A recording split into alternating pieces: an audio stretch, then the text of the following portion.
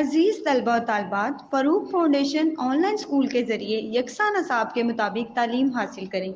अगर हमारी वीडियोस पसंद आएँ तो चैनल को सब्सक्राइब करें और दोस्तों के साथ शेयर करें और बेल आइकन को लाजमी दबाएं ताकि आइंदा आने वाली तालीमी वीडियोस आप हासिल कर सकें। अस्सलामुअलैकुम बच्चों, कैसे हैं आप। उम्मीद है कि आप सब अपने घरों में खैर व आफ़ियत के साथ होंगे। बच्चों, फ़ारूक फाउंडेशन ऑनलाइन स्कूल से आप मुकम्मल तालीम हासिल करके बोर्ड का इम्तिहान बराए जमातिन नहुम और दहुम बेहतर तौर पर पास कर सकते हैं। आप अपनी उम्र और तालीम के मुताबिक मज़ीद तालीम हासिल कर सकते हैं।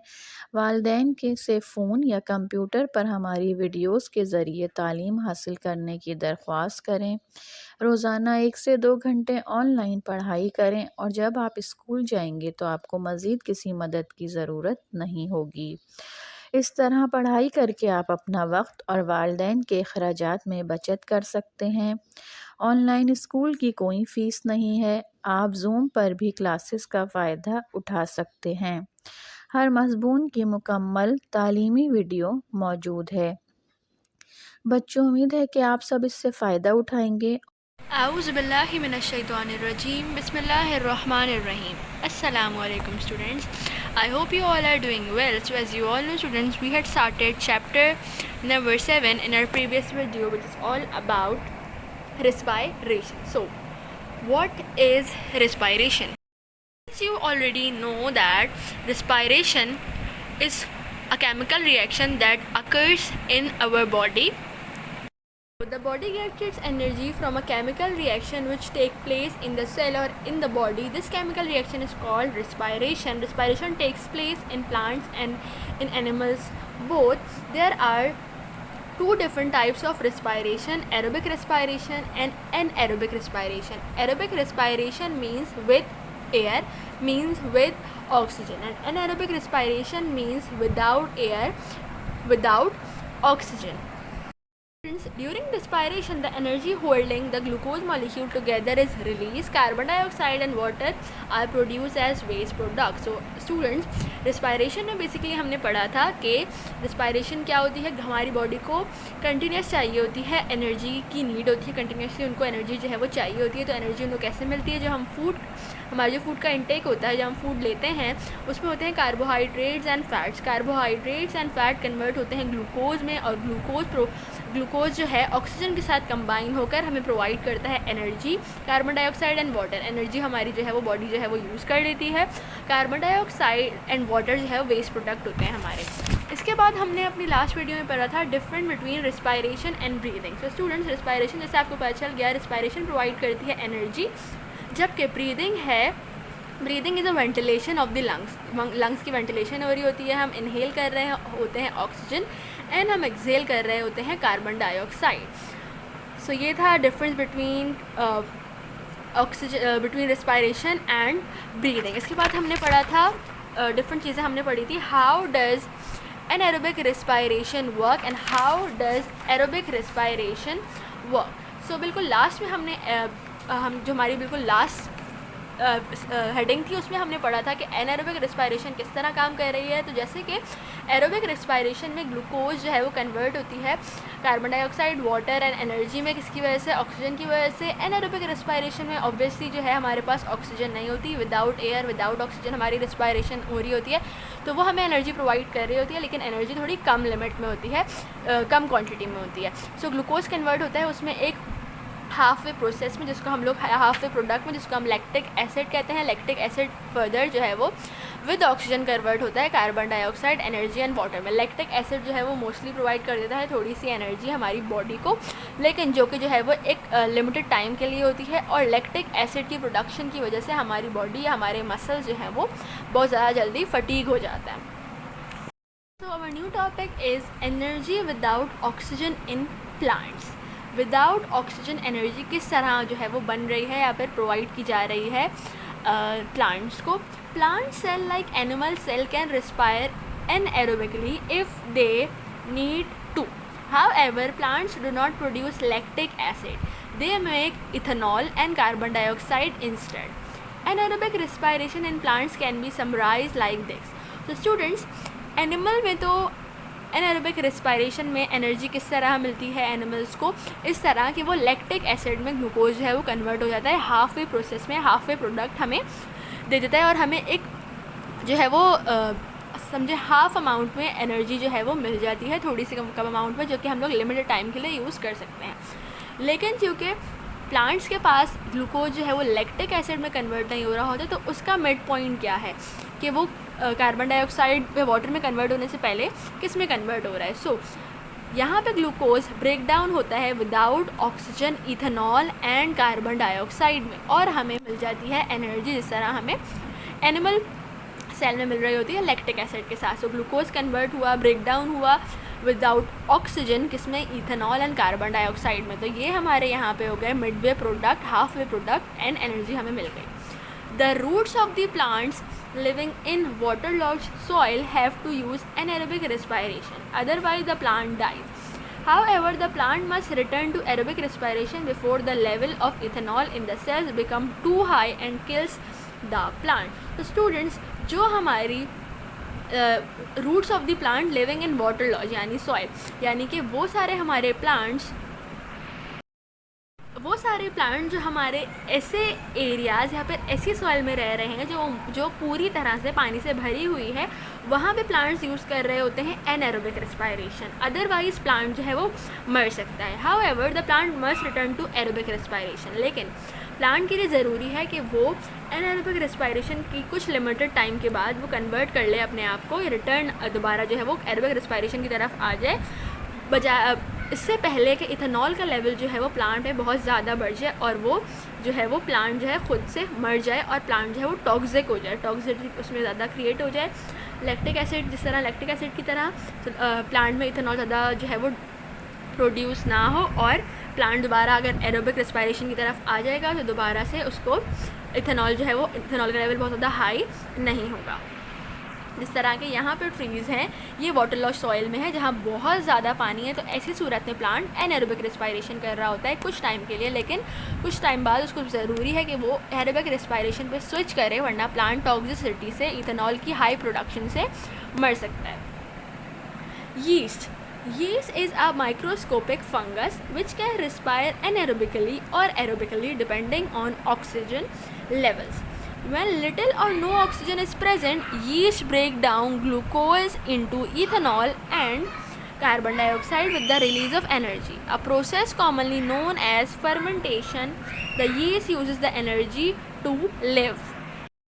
फंगस है जो कि रेस्पायर कर सकता है एनारोबिकली भी एंड एरोबिकली भी, डिपेंड करता है ऑक्सीजन लेवल पे। अगर बहुत कम या बिल्कुल भी ऑक्सीजन ना हो तो वो जो है ये उस टाइम पे क्या करता है, ब्रेक डाउन कर लेता है ग्लूकोज को इथेनॉल में और इथेनॉल में और फिर इथेनॉल कार्बन डाइऑक्साइड में with the release of energy, और थोड़ी सी एनर्जी जो है वो रिलीज़ हो जाती है। A process commonly known as fermentation, और इस प्रोसेस को हम लोग कह रहे होते हैं फर्मेंटेशन। ये जब होता है जब यीस्ट फंगस जो है कि उसके पास ऑक्सीजन बहुत कम हो या बिल्कुल भी ना हो और उस वक्त उसको रिस्पायर करना हो, तो उस वक्त रिस्पायरेशन वो है एनारोबिकली कर रहा होता है और ग्लूकोज से कन्वर्ट कर रहा होता है इथेनॉल एंड कार्बन डाइऑक्साइड में, और थोड़ी सी एनर्जी जो है वो प्रोड्यूस हो जाती है, रिलीज़ कर देता है। The yeast uses the energy to live, और यीस्ट यूज़ कर रहा होता है ये एनर्जी जिंदा रहने के लिए। So student, did you know plants respire to produce CO2 and water from glucose all the time, but they carry out photosynthesis during the day time. So students, क्या ये बात आप जानते हैं कि प्लांट रिस्पायर कर रहा होता है किस लिए? क्या कि वो प्रोड्यूस कर सके कार्बन डाइऑक्साइड एंड वाटर, किससे? ग्लूकोज में से हर time. But they carry out photosynthesis, लेकिन ये जो है वो फोटोसिंथेसिस का प्रोसेस कर रहा होता है किसमें? डे टाइम में, ताकि जब उसको सूरज की पूरी तरह से रोशनी मिल रही होती है। Okay, so now if yeast is mixed with glucose and water and put in a warm place, it will begin to ferment. A simple experiment to show fermentation is shown in the diagram. As the yeast break down the glucose to release energy, carbon dioxide gas is produced. This gas turns the calcium hydroxide solution lime water milky. So students, यहाँ पे हम लोग क्या कर रहे हैं? Yeast को mix कर रहे हैं ग्लूकोज के साथ एंड वाटर के साथ, और इसको एक गरम से हम लोग जो है वो प्लेस पे रख रहे हैं, और ये यहाँ पे क्या होगा, यहाँ पे फर्मेंटेशन का प्रोसेस जो है वो स्टार्ट हो जाएगा। इसलिए हमने यहाँ पे एक सिंपल एक्सपेरिमेंट करा है। जैसे यहाँ पे ये रहा यीस्ट, एंड इसको हमने ग्लूकोज के सॉल्यूशन में रख दिया वाटर के साथ, और इसका टेम्परेचर कितना है 40 है, तो ये काफ़ी गर्म है। अब इसके बाद हमने क्या करा, जैसे जैसे यीस्ट का जो है वो ब्रेक डाउन होना स्टार्ट हो जाएगा, तो ग्लूकोज डाउन द ग्लूकोज जिस तरह यीस्ट जो है वो ब्रेक डाउन करने लगेगी ग्लूकोज को और रिलीज़ करेगी ऑक्सीजन एंड कार्बन डाइऑक्साइड जो है वो प्रोड्यूस होना शुरू हो जाएगी। एनर्जी यहाँ रिलीज़ होने लगी और कार्बन डाइऑक्साइड का प्रोडक्शन स्टार्ट हो गई। ये गैस क्या कर देगी, ये गैस कैल्शियम हाइड्रोक्साइड सॉल्यूशन को मिल्की कर देगी। Turns the calcium hydroxide solution lime water milky, जिस तरह के आपको यहाँ दिख रहा है कैल्शियम हाइड्रोक्साइड सॉल्यूशन। इन्होंने यहाँ पे 2 टेस्ट ट्यूब्स दी हैं, एक है जिसमें यीस्ट एंड ग्लूकोज का सॉल्यूशन है, इसको इन्होंने रखा हुआ है वाटर बाथ एट 40 सेल्सियस। यहाँ पे जो वाटर बाथ है वो क्या सेल्सियस है, उसका टेम्परेचर 40 डिग्री है, तो ये काफ़ी अच्छा खासा टेम्परेचर है। और यहाँ पे इन्होंने क्या करा है, कैल्शियम हाइड्रोक्साइड सॉल्यूशन दूसरे टेस्ट ट्यूब में लिया है और दोनों टेस्ट ट्यूब को कनेक्ट करा हुआ है। यहाँ पे कैल्शियम हाइड्रोक्साइड सॉल्यूशन जैसे ही ग्लूकोज का ब्रेकडाउन स्टार्ट होना शुरू हुआ, एनर्जी रिलीज़ हुई, कार्बन डाइऑक्साइड प्रोड्यूस हुई, कार्बन डाइऑक्साइड ट्रैवल करके गैस है वो ज़रूर जाहिर है यहाँ आ गई। इसने कैल्शियम हाइड्रोक्साइड सॉल्यूशन को किस में कन्वर्ट कर दिया, मिल्की में, लाइम वाटर मिल्की में। Did you know fermentation has been used for hundreds of years for baking and brewing? In baking, the carbon dioxide produced makes the bread dough rise. So students, ये बात आप जानते हैं कि बहुत से सालों से 100 सालों से ये जो प्रोसेस है वो चलता आ रहा है कि फर्मेंटेशन का प्रोसेस हम क्यों यूज़ कर रहे होते हैं। फर्मेंटेशन का प्रोसेस बेसिकली हम लोग यूज़ कर रहे होते हैं बेकिंग में। जो हमारे केक्स होते हैं, जो हमारी ब्रेड होती है, जो हमारी डो होती है, उसको हम जो है उस डो को राइस करने के लिए, उसको फुलाने के लिए फर्मेंटेशन का प्रोसेस यूज़ कर रहे होते हैं। इसीलिए चाहे वो अगर हम लोग कोई ब्रेड हमें बेक करनी है, यहाँ पर हमें कोई केक बेक करना है, या हमें इस तरह के कोई डो बेक करनी है किसी पिज़्ज़ा की, तो हम लोग उस जगह पे यीस्ट यूज़ कर रहे होते हैं, क्योंकि यीस्ट जो है वो फर्मेंटेशन करवा रहा होता है। और फर्मेंटेशन के प्रोसेस से जो हमारी ब्रेड है वो क्या करेगी, राइस करेगी, फूलेगी वो। Now breathing takes place in the lungs and is simply a way of getting oxygen into the body and carbon dioxide out of it. Blood carries oxygen from the lungs to the cells and carbon dioxide from cell back to the lungs. So students, breathing basically अब हम यहाँ पे detail में पढ़ेंगे कि breathing basically है क्या। breathing जो है वो होती है lungs में, और सिंपली ये एक तरीका है किस तरह का कि हम लोग जो है वो कार्बन डाइऑक्साइड को है अपने लंग से बाहर, बॉडी से बाहर निकाल सकें और ऑक्सीजन जो है बॉडी में हासिल कर सकें, अंदर ले सकें। तो यहाँ इस तरह से हम इनहेल करते हैं ऑक्सीजन एंड एक्सहेल करते हैं कार्बन डाइऑक्साइड। ब्लड कैरी करता है ऑक्सीजन को, ज़ाहिर है हमने इनहेल करी एयर तो उसमें हमारी ऑक्सीजन आ गई लंग्स में। अब उन लंग्स से ब्लड जो है वो कैरी करेगा ऑक्सीजन को कहाँ तक पहुँचाएगा, सेल्स तक, और सेल्स के बाद जो कार्बन डाइऑक्साइड है उसको जो है ब्लड वापस लेकर आएगा लंग्स तक, और लंग्स से फिर हमारे वो नोज़ के थ्रू, माउथ के थ्रू बाहर जो है वो हवा में निकल जाएगी। हम एक्सहेल करेंगे एयर तो वो हमारे बॉडी से भी निकल जाएगी। Students, now the structure of the lungs. The lungs are 2 elastic pouches lying inside the ribs. They are connected to the air outside the body by the windpipe or trachea. This opens into the back of the mouth and nose. The trachea divides into 2 smaller tubes called bronchi. One of these goes into each lung before dividing further into smaller tubes called bronchioles. After yet more branching, the tubes end in tiny, thin-walled air sacs called alveoli. Lining up all the air passages are 2 types of cells. One type is covered with tiny hairs called cilia. The other produces a sticky liquid called mucus. Small dust particles and bacteria stick to the mucus. The cilia beat to carry the mucus up back of the mouth where it is swallowed.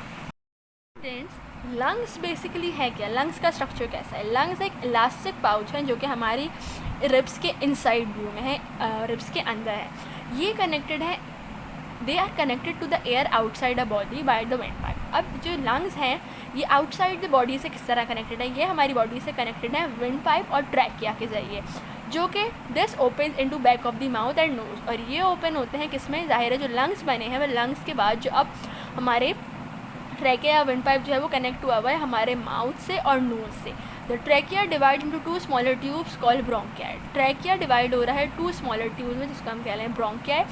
One of this goes into each lung. ये दो जब में divide हो गई हैं, अब ये दोनों एक एक लंग में चली जाएंगी, डिवाइडिंग फर्दर, और फिर ये फर्दर डिवाइड होंगी स्मॉलर ट्यूब्स, जिनको हम कहते हैं ब्रोंक्यूल्स। आफ्टर येट अब ब्रोंक्यूल्स की भी फर्दर ब्रांचिंग होगी tubes and in tiny thin wall sex called alveoli. Bronchiole further जो है वो tiny thin wall air sacs में डिवाइड हो रहे हैं, जिसको हम कह रहे हैं एल्वियोलाई। जो air passages lining of all the air passage are 2 types of cell. जो सारे एयर पैसेज की लाइनिंग है उसमें हमारे पास 2 टाइप्स के सेल हैं। One type is covered with tiny hairs called cilia, और वन टाइप कौन सी है, covered with tiny hair cilia. The other produce sticky liquid called mucus. एक सेल जो है उसको हम कहते हैं सीलिया, जो कि कवर्ड है टाइनी हेयर्स से। The other one is sticky liquid called mucus. Small dust particle and bacteria stick to the mucus. Small जो डस्ट के पार्टिकल्स हैं और बैक्टीरिया हैं वो किससे, म्यूकस से स्टिक हो जाते हैं। The cilia beat to carry the mucus up to back of the mouth where it is swallowed. अभी जो सीलिया हैं ये बार बार बीट करते हैं ताकि ये म्यूकस को कैरी कर सकें upside outward back of the mouth की तरफ, जहाँ के ये हम लोग क्या कर सकें, इसको हम लोग निगल सकें। Okay, so students, oxygen moves into the blood system by diffusion. The alveoli are well adapted to speed up this process. Because there are thousands of very small alveoli, there is a very big surface area for the oxygen to diffuse across. The walls of the alveoli are very thin, in places just 1 cell thick. The lining of the alveoli is moist so that the oxygen can dissolve. The alveoli are surrounded by a dense network of tiny blood vessels called capillaries. These carry oxygen away and bring carbon dioxide back. तो students, oxygen जो है वो किस तरह move कर रही है, blood system के थ्रू। तो ये ब्लड सिस्टम के थ्रू मूव करती है बाय डिफ्यूजन। एल्वियोलाई की जो वॉल होती हैं वो अडाप्टेड होती हैं to speed up this process, यानी कि एल्वियोलाई की जो एल्वियोलाई है वो हमारे पास वेल अडाप्टेड है स्पीड अप करने में इस प्रोसेस को। Because there are thousands of very small alveoli, there is a very big surface area for the oxygen to diffuse across. यानी कि क्योंकि alveoli के पास because हमारे पास thousands of very small alveoli present होते हैं और बहुत बड़ा हमारे पास बिग सरफेस एरिया होता है, किसके लिए, ताकि ऑक्सीजन जो है वो आराम से डिफ्यूज़ कर सके। The wall of the alveoli are very thin in places just 1 cell thick, यानी कि एल्वियोलाई की जो वॉल है हमारे पास वो बहुत ज़्यादा थिक हमारे पास थिन होती हैं, इन प्लेसेस में सिर्फ उनका 1 सेल थिक होता है। The lining of the alveoli is moist, उसकी वो एल्वियोलाई की जो लाइनिंग होती है वो बहुत ज़्यादा मॉइस्ट होती है, so that oxygen can dissolve, ताकि ऑक्सीजन जो है वो डिजॉल्व हो सके। The alveoli are surrounded by a dense network of tiny blood vessels called capillaries. हमारे पास एल्वियोलाई जो है वो है सराउंडेड है dense network of tiny blood vessels से, जिसको हम लोग कहते हैं कैपिलरीज। ये कैपिलरीज कैरी करती हैं oxygen, these carries the oxygen away and bring carbon dioxide back. ये क्या करेंगी, ऑक्सीजन को कैरी करेंगी अवे और ब्रिंग क्या करेंगी, दोबारा वापस लेकर आएंगी कार्बन डाइऑक्साइड को। अभी भी आई होप सबको तो बहुत सारी कन्फ्यूजन होगी इसमें। तो ये यहाँ पे एक डायग्राम बनी हुई है जिसको देखकर आपको बहुत आसानी से समझ में आ जाएगा कि मैंने आपको बताया कि सबसे पहले हमारे पास रिब्स है, ribs have been cut away to show the lungs. Ribs जो है हमारे पास कट कर दी गई हैं ताकि आपको लंग्स का जो व्यू है वो बहुत अच्छी तरह क्लियर नज़र आ सके। तो रिब्स के पीछे हमारे पास होते हैं लंग्स, और इनका ये लंग्स का इनसाइड व्यू है, बाहर से ये ऐसे दिखते हैं, इनसाइड व्यू ये रहा। तो हमारे पास 2 लंग्स होते हैं। तो ये हमारे पास यहाँ पे हो गए 2 लंग्स, राइट एंड लेफ्ट। ये इसका इनसाइड व्यू है, ये इसका आउटसाइड व्यू है। अब हमारे पास लंग्स जो हैं वो हमारे पास किससे कनेक्टेड है, हमारे पास यहाँ पे हो गया लंग्स के अंदर की अगर हम बात करें तो ये हो गया ब्रोंकस। ब्रोंकस के बाद हमने क्या बात की थी कि हमारे पास लंग्स जो है वो कनेक्टेड है किससे, ट्रैकिया से। ट्रैकिया डिवाइड होकर एक इसमें जा रहा है, एक इसमें जा रहा है, और ये रहा हमारा ट्रैकिया, और ये ट्रैकिया जाकर कनेक्ट करता है माउथ एंड नोज से। माउथ एंड नोज दोनों ट्रैकिया से कनेक्टेड है। लंग्स आउटसाइड व्यू है, और ये रहा हमारे पास हार्ट, जिसमें मैंने आपको क्या क्या बताया था, जिस तरह के हमने अभी ही पीछे पढ़ा कि सबसे पहले हमारे पास ट्रैकिया है। ट्रैकिया डिवाइड होता है किसमें, 2 स्मॉलर ट्यूब्स में, जिनको हम लोग ब्रोंकियाई कहते हैं। ब्रोंकाई फर्दर डिवाइड होती हैं और किस में चली जाती हैं, ब्रोंक्यूल्स हैं। ब्रोंक्यूल्स फर्दर जो है वो एक डेंस नेटवर्क में डिवाइड होती हैं और उसको हम लोग क्या कहते हैं, एल्वियोलाई। इसमें हमारे पास एल्वियोलाई जो है उसके पास एयर पैसेज के बाद 2 तरह के सेल होते हैं। एक होते हैं सीलिया जो कि दो के हमारे पास किसके लिए होते हैं, जो कि कवर्ट करते हैं, और एक होता है हमारे पास स्टिकी लिक्विड जिसको हम लोग म्यूकस कहते हैं। सीलिया जो है हमारे पास सारे बैक्टीरिया एंड डस्ट वगैरह को स्टिक कर देता है, म्यूकस के साथ वो स्टिक हो जाते हैं। और सीलिया जब बीट करते हैं तो वो कैरी करते हैं सारे डस्ट एंड बैक्टीरिया वगैरह को अपवर्ड मूवमेंट में, और उसके बाद वो हमारे माउथ तक पहुंचा देते हैं ताकि हम उसको स्वेलो कर सकें और वो हमारे लंग्स में जाकर किसी भी किस्म का इन्फेक्शन कॉज ना कर सके। Okay students, so now this is it for today's class. In our next video we will discuss breathing in detail. Till then, take care. Allah Hafiz.